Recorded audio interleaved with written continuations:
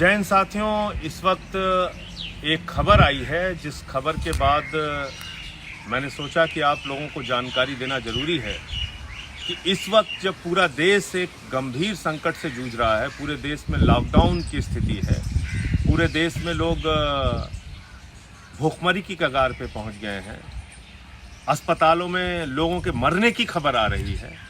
Corona संकट से एक तरफ जहां हजारों की संख्या में पॉजिटिव केसेस पाए जा रहे हैं, लोगों को क्वारंटाइन किया गया है, अमेरिका की धमकी आती है, ट्रंप की धमकी आ रही है। और ये खबर क्या है मैं आपको दिखाना चाहूँगा।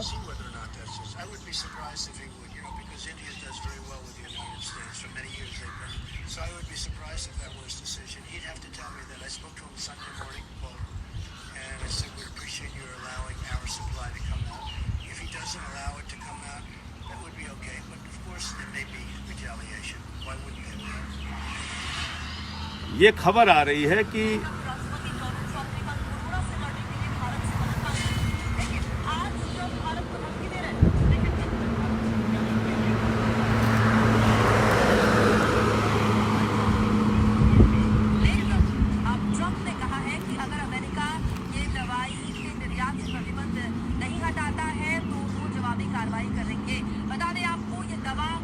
जवाबी कार्रवाई करेंगे। और ये किस दवा के लिए कह रहे हैं ट्रंप?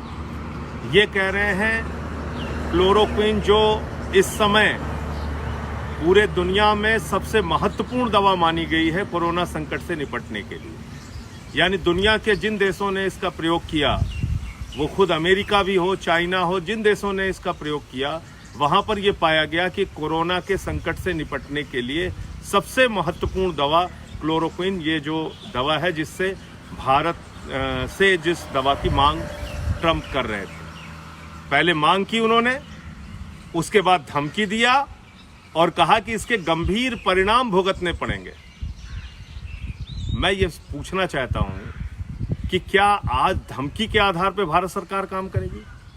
और ये धमकी, कार्रवाई की जो धमकी ट्रंप ने दी है, वो सिर्फ नरेंद्र मोदी या भारत सरकार को नहीं दी, वो 135 करोड़ हिंदुस्तानियों को वो धमकी दी गई है।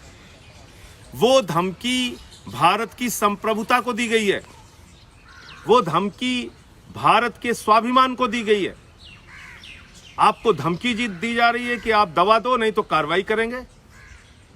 और उसके आधार पर मैं ये सोच रहा था कि हमारे प्रधानमंत्री आदरणीय नरेंद्र मोदी जी उनको सख्त लहजों में जवाब देंगे, उनको सख्त शब्दों में जवाब देंगे कि हम आपके धमकी के प्रभाव में आने वाले नहीं हैं और हम कोई दवा नहीं देंगे।